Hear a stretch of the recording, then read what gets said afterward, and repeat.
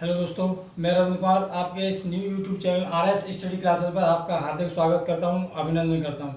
आपके माता पिता को मेरी तरफ से नमस्कार। और आप सब लोग कैसे हैं?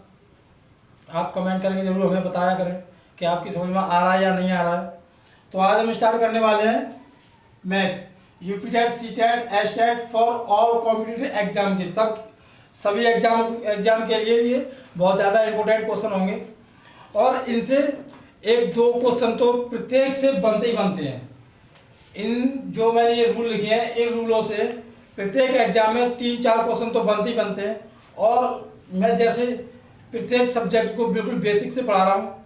और आप वीडियो को ज़्यादा से ज़्यादा शेयर किया करें, सब्सक्राइब किया करें और बेल आइकन की घंटी जरूर दबाया करें। कमेंट में जरूर बताया करें कि आपको ये वीडियो कैसी लगी, समझाने का तरीका अच्छा लगा या नहीं लगा, और सवाल समझ में आया या नहीं आई। कमेंट करके जब बताएंगे तभी हमको पता चल पाएगा। तो आइए स्टार्ट करते हैं। UP TET, C TET, S TET for all competitive exams, मतलब सभी एग्जामों के लिए होता है ये, लेकिन UP TET, C TET, S TET के लिए सबसे ज़्यादा महत्वपूर्ण है। और महत्वपूर्ण क्या है? महत्वपूर्ण तो सबके लिए ही है, क्योंकि हर एग्जाम में आते हैं इनसे सवाल, हर एग्जाम में।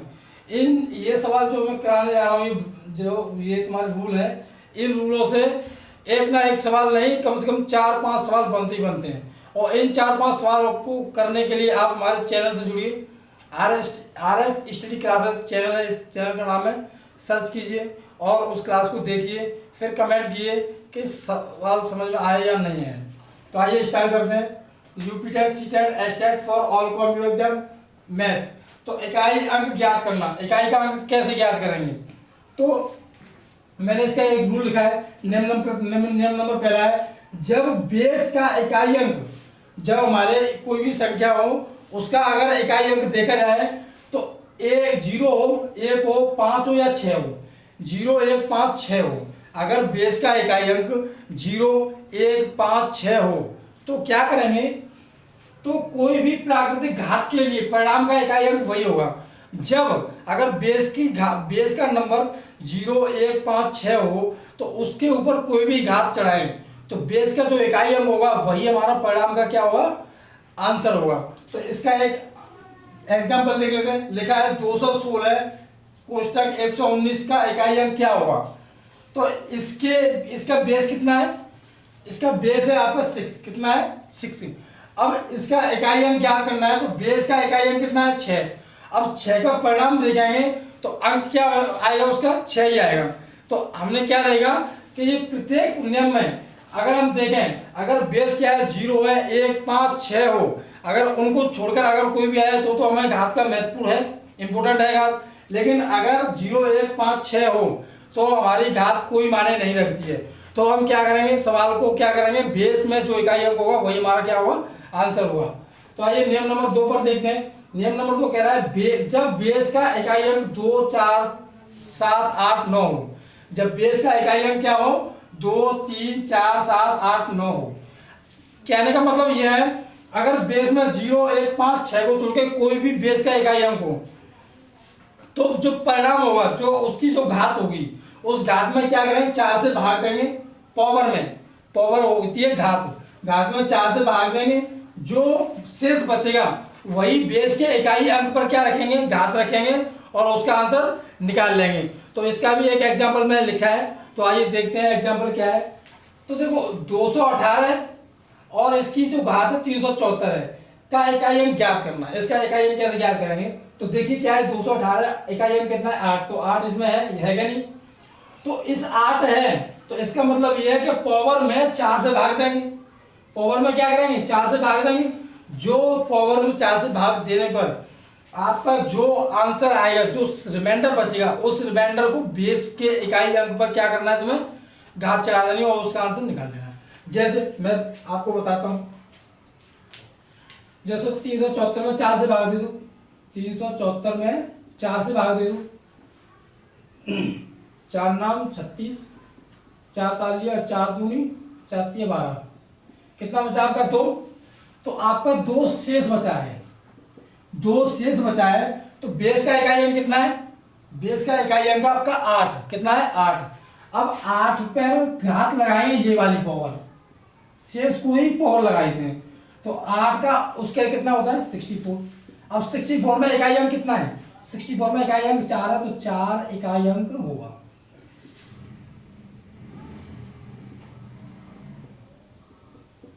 तो बताइए आपकी समझ में ये सवाल आया नहीं आया? मैं जानता हूं आपकी समझ बहुत अच्छी तरीके से ये सवाल आ गया होगा। अगर नहीं आया तो एक बार और समझाता हूं, कोई दिक्कत नहीं है, आप सिर्फ पढ़ते रहिए। देखिए, जब तक हम किसी चैनल पर अगर खोल के देखते हैं, उसकी वीडियो को अच्छी तरह से नहीं देखेंगे, तब तक हम कैसे जान पाएंगे कि वो सही पढ़ा रहा है गलत? तो पहले आइए एक बार देखिए तो सही। तो जब बेस का इकाई अंक, जब बेस का संख्या जो होती है उसको बेस बोलते हैं। पावर जिस पे चढ़ती है, उस पावर जिस पे चढ़ती है, जिसको चढ़ती है उसी पे कहते हैं, उसी को कहते हैं बेस। तो जब बेस का इकाई अंक 2, 3, 4, 7, 8 या 9 हो, तो पावर में 4 से भाग देंगे।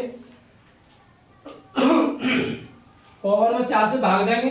4 से भाग देने पर जो शेष बचेगा, तो बेस के इकाई अंक पर क्या करेंगे? घात चढ़ा देंगे, पावर चढ़ा देंगे। तो पावर का जो उसके निकालेंगे या क्यूब निकालेंगे, जो भी होगा, तो उसका जो इकाई अंक होगा वही होगा इकाई अंक। तो ये सवाल समझ में आया या नहीं? मैं जानता हूँ आपकी समझ बहुत अच्छी तरह से आया होगा। आइए सवाल देखते हैं। जब सरलीकरण के रूप में प्रश्न हो, जब सरलीकरण के रूप में प्रश्न हो तब क्या करेंगे? तो आइए मैं इसको मिटा देता हूँ, आपकी समझ अच्छी तरह से आ गया होगा, मैं जानता हूँ। और समझ में नहीं आया तो कमेंट में जरूर बताएं। जब सरलीकरण के रूप में प्रश्न हो, अगर सरलीकरण के रूप में प्रश्न है तब क्या करेंगे? तो देखो एग्जांपल मैंने पहला लिया है इसका, 313 मल्टीपल 172 मल्टीपल 447 मल्टीपल 114 के गुणनफल में इकाई अंक क्या होगा? तो कुछ नहीं करना है आपको, कुछ भी नहीं करना है, सबका इकाई अंक उठाइए, बेस का इकाई अंक उठाइए सबका। तो इसका इकाई अंक कितना है? 3 है, तो 3 उठाइए यहाँ पर। मल्टीपल इसका इकाई अंक कितना है? 2, 2 उठाइए। मल्टीपल इसका इकाई अंक 7, 7 उठाइए। इसका इकाई अंक कितना? 4, 4 उठाइए। कुछ नहीं करना है आपको, इसका इसमें गुणा कर दो, 3 दूनी 6 मल्टीपल 4 7 28। अब इसका इसमें मल्टीपल कर दीजिए, तो कितना आ गया? 32। अब 32 में इकाई अंक क्या है? 32 में इकाई अंक है 2, तो 2 इसका इकाई अंक,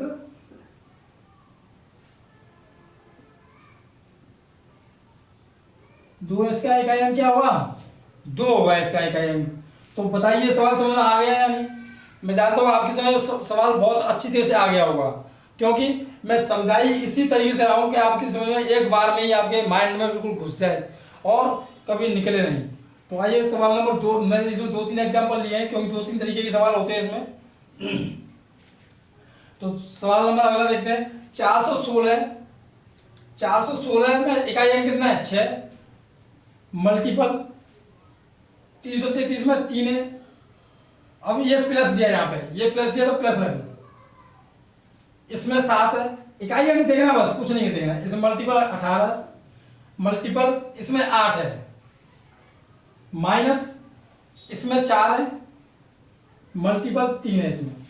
तो देखो 6 18 प्लस है तो प्लस लगाया, 8 7 56, माइनस तो माइनस लगाया, और 3 चौके 12। तो ये समझ में आ गया आपकी, अच्छी तरह से आ गया होगा मैं जानता हूँ। अब इसको और इसको जोड़ लेते हैं। 6 और 8 14 की 4 हासिल 1, 5 और 1 6 और 1 7 माइनस 12। अब क्या करेंगे? इसमें से इसको घटा देंगे, 4 में से 2 जाएंगे तो 2 बचेंगे, और 7 में से 1 जाएगा तो 6 बचेंगे। ये हमारी संख्या हमारी आई है 62। 62 आई है। अब क्या करेंगे? 62 में जो इकाई अंक होगा वही हमारा आंसर होगा, इकाई अंक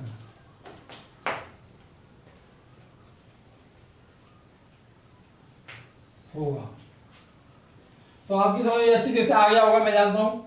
तो इसका और देख लेते हैं एक लास्ट पावर में, जो मैंने वैसे जो सवाल करा दिया है मैंने, इसका ये पावर वाला वही है, पावर वाला। तो इसको ना कराए तो कोई दिक्कत नहीं, मैं इसको नहीं कराता हूं। आगे देखते हैं, इसको भी करा देते हैं, चलो कोई दिक्कत नहीं है। सवाल मैं इसको मिटा देता हूं। सवाल समझ में आ गया होगा आपको। इकाई अंक उठाना है सबका, सबका इकाई अंक उठाना है, और जिसके बीच में जो साइन लगा है, जो भी प्लस माइनस गुणा भाग जो भी लगा है उसको लगाना है। तो आइए मैं इसे मिटा देता हूं।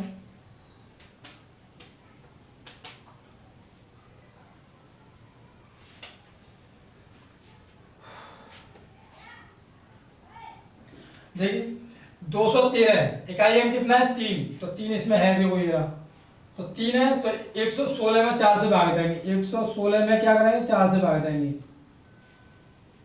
72 में 2, देखो 2 इसमें है, तो इकाई अंक कितना है, तो इसकी पावर में क्या है 4 से भाग देंगे। अब देखेंगे 305, 5 इसमें है, 5 इसमें, 5 नहीं है इसमें, तो 5 इसमें है, तो इसका इकाई अंक क्या होगा 4 ही रहेगा, क्या रहेगा 4 ही रहेगा, इसको बाद में देख लेंगे, इसका देखते हैं पहले। 4 दूनी 8, 3 बचे, और 4 अट्ठे 32, 4 बचे, 4 नाम 36 भी हो सकता था, लेकिन 0 बच रही थी, लेकिन 4 बचाना है, 4 तो बचाना ही बचाना है, अगर 0 आ रही है तो सीधी सी बात है। इसका ले लेते हैं, 4 दूनी 8, 3 बचाएंगे, 8 डाल लिया, 4 नाम 36, यहाँ 2 शेष बचाएंगे, ये शेष और ये भी शेष। अब क्या करेंगे, जो बेस होगा, बेस में जो इकाई अंक है 3, तो 3 की घात कितना आ जाएगा 4 मल्टीपल, 2 की घात कितना आ जाएगा 2 मल्टीपल, और इकाई अंक इसका कितना 4 ही रहेगा, क्योंकि 5 आया और 5 इसमें, तो 5 होगा, तो बेस का जो इकाई अंक होता है वही इकाई अंक होगा, इसमें घात में भाग नहीं देंगे। तो देखो 3 का 4 करेंगे तो कितना होता है 81 मल्टीपल 2 का 4 होता है मल्टीपल 4, 4 चौके 16 और 1, तो देखो 4 चौके 16, इकाई अंक कितना 6 और 6 एकम 6, तो इसका इकाई अंक देखो 81 आ गया, नहीं ऐसे समझ में आया, ऐसे देखो 4 चौके 16, इसका इसमें गुणा करेंगे, तो इसका भी एक इकाई अंक लो, ये रहा, और इसका भी इकाई अंक ले लो 6, तो 6 एकम 6, तो 6 इकाई अंक होगा।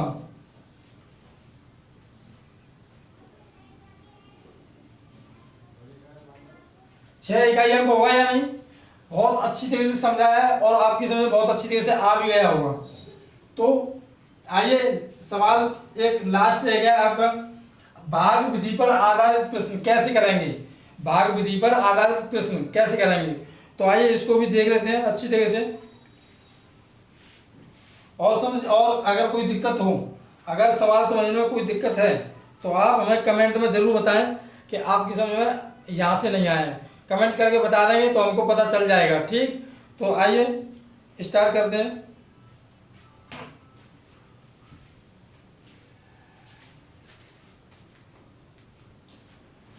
तो आइए देखते हैं, मैं इसे रब कर देता हूं।